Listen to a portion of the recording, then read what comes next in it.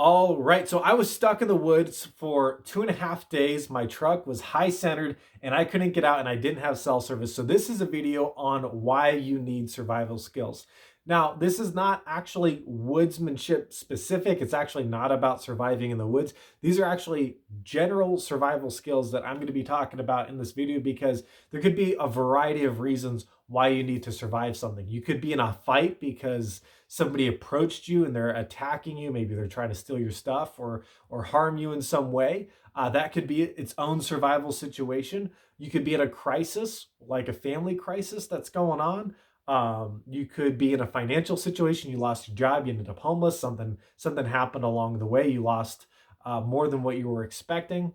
Or you could be like me, where you literally got lost while traveling. Well, actually, I didn't get lost, but most people get lost while traveling. That's the number one reason why they need search and rescue. Me, on the other hand, I was actually out hunting for elk and I got my truck stuck in the mud and I couldn't get it out. And so I needed search and rescue to actually pull me out of the mountain. So hopefully you get to hear my story, get inspired by it, and actually watch my other video on 12 survival skills that everybody needs. So this is kind of like a sister video. It's going to be a little bit of a two-parter. So let's get right into my story. So I actually arrive, before I get stuck, I actually arrive at elk camp with my dad in his truck a week before on Saturday. And my truck had actually gotten stuck already on Saturday, not because of any kind of an issue with the terrain, but actually with the vehicle. I had a hose snap off of the heater core. And so what I needed to do was essentially pinch the heater core hoses so that they would create a loop. And then what that did is that at least stopped the transmission fluid from leaking out. And then so we hunted for a couple days. Then on Wednesday, I went into town. We took a break and actually got that repaired by a mechanic. And my truck was all good, running safe and sound, no problems. Hunted on Thursday. And then my dad decided, you know what, I'm going to go home early. And I said, you know what, there's a spot that we haven't been to yet because we've been dealing with a bunch of stuff. I'm going to go alone on Friday. So Friday morning, I go to the spot where I said I was going to be, shot my elk, and I took the road out back home, the exact road that I said I was going to be at. And that was critical because I said I was going to be in a certain place, and that's the route that I was taking, and that's where I got stuck.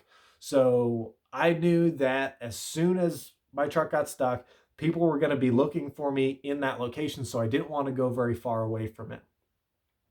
So what I did was I created a plan, and that's what everybody needs to get out of this video is that even when you have nothing, you can have a plan. And just having that plan gives you something to do with your time because your time is so valuable. In any survival situation, you got to know the rule of three, and a lot of people actually get this one wrong. That most people say 3 minutes of air is how you die if you can't breathe. 3 days without water and 3 weeks without food. But there's actually one more, which is 3 hours without shelter. So by the way, your clothing is actually a form of shelter. We're just carrying around the shelter all the time, just like as if we're Michael Scott in The Office, for any of you Office fans out there. But anyway, so I knew that shelter was going to be priority because it was going to be getting down to 5 degrees that night. So the first thing that I did was set up my shelter. I actually did a little bit of scouting in the area during the daylight, but I knew that there were mountain lions in the area because I could see the tracks on the ground. So I limited all of my scouting efforts to the daytime. So after making a shelter, I created a plan because I needed to keep my water from freezing. That was like the next biggest thing once I had my shelter up. And that's why you got to focus on your shelter first, because once it's done and out of the way, then you can actually focus on those longer term priorities. So one of the skills that I talk about and that I do think that you should know about is to think long term, because every single resource is absolutely invaluable because you can't recreate it. You can't make a bunch of matches in the wild. It's just impossible to do with your bare hands. So you have to be able to treat every single resource with respect. And that includes your time. So on Sunday, what I had done is I had actually used navigational skills, which again, I think everybody needs to have, because the number one reason why people need to call search and rescue is because they got lost, or because their family called search and rescue is because they got lost. And so what I had done is I had actually gone to areas in the road that fork off where people could take a fork and miss me and not find me. And so I went to those forks and I wrote notes letting them know where I was, and I even drew maps on those notes. And then there was another point in time where if they had found my note, but they had gone into if they had found an obstacle in the road that they deemed as unpassable, I wrote notes at those obstacle points saying, hey, there's more than one way around, or this is the distance from me to my camp. Just walk the rest of the way, and I'll find you, or make noise. And so that's actually, by the way, that's actually how the game warden ended up finding me later on in my story, was from walking those notes out. But I needed to do that in the daylight because I didn't want to walk at night.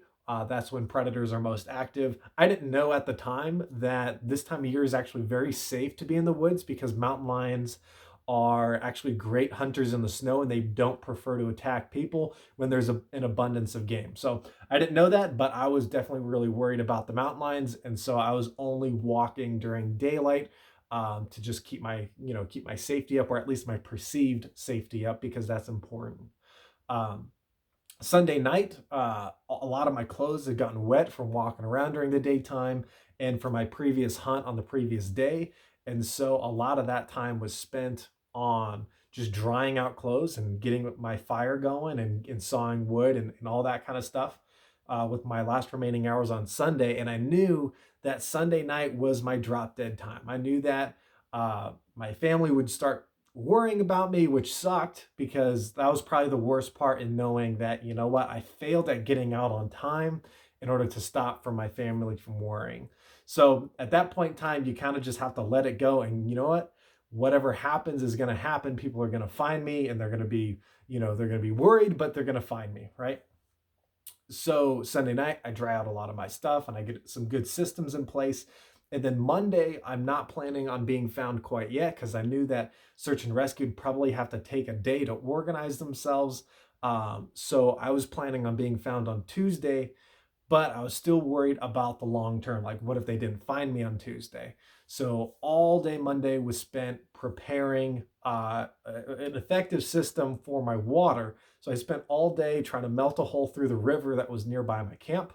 Um, I also spent a lot of time sawing wood because in order to keep a fire going to thaw out my water jugs, which were really ice jugs, but my water jugs, in order to have drinking water, I had to keep that fire going all the time. So it was constantly running to grab wood and then saw through wood. And then when I wasn't doing that, I was maintaining boiling water. And by the end of that afternoon, I had actually gotten finally like a sink ready so I could like wash my hands and wash dishes and things like that. And that was a big deal because I was only eating once a day, because I'm going to let you do the math, right? You're out there, you got to use the restroom. And if you can only wash your hands once a day because it takes 30 minutes to boil water, that's really inefficient, right? So I was only washing my hands in the evening right before I ate. So that was really inconvenient. And so having a dishwashing station set up on the second day made eating a lot easier, and it was going to make the rest of my week a lot easier if I had to stay a whole week. Luckily, though, on Monday night, the game wardens did find me, and they found me because of the notes that I left on the trail. So those navigational skills and communication skills were absolutely vital. Not only the communication that happened before the event, but the communication that happened during the event without the use of cell phones. So hopefully that after listening to this story, you realize that no matter what situation you get yourself into, if you have the skills and the calmness, you can really get through anything. And that's one takeaway that I hope you get, is that you have to stay calm in any emergency situation. I'm posting this on my Facebook just to kind of help people out, hopefully motivate people to make themselves mentally prepared for anything that might come their way in life, because we never know what's going to happen to us. I hope everybody stays safe, but in my case, I was lucky enough to get out of a situation because of rational thinking and staying calm. So then after the fact, in order to get my truck out, because the game wardens were only able to take me out of the mountain, I actually ended up having to contact and make a bunch of friends in Elko who had like a local off-road club. And I don't really understand what their off-road club does, but as a nonprofit organization, they help pull people out of the mud. And that took a week to organize and then a couple of days to get my truck out. So still a pretty big financial burden in order to get my truck out, but a lot better than it could be. It could have been a lot worse. And so I'm definitely thankful for the fact that it didn't get worse. But with all that being said, obviously preventative maintenance is the key. If you can stay safer while you're out in the wilderness or when you're traveling, or even if you just go out of your house in general, don't take for granted the communication that you have with the people around you on where you are and where you're going to be, especially with your loved ones. If you're that flaky person that doesn't always text your loved ones back what you're doing and where you are, that's something that can actually increase your risk level and increase your danger. So hopefully you're on good terms with all the people that you are surrounded by. So thank you for watching this video. It's a lot longer than I typically make, but if you got something out of it, please share it with other people and watch my video on 12 survival skills that everybody has to have. I think these skills are generic skills that you can use even if you're not a wilderness person, even if you're not somebody that goes camping or hiking or hunting or fishing. You can use all of these survival skills. And if you ever found yourself in a situation where you have a problem that is potentially life-threatening, I think it can help. Thank you for watching and have a great day.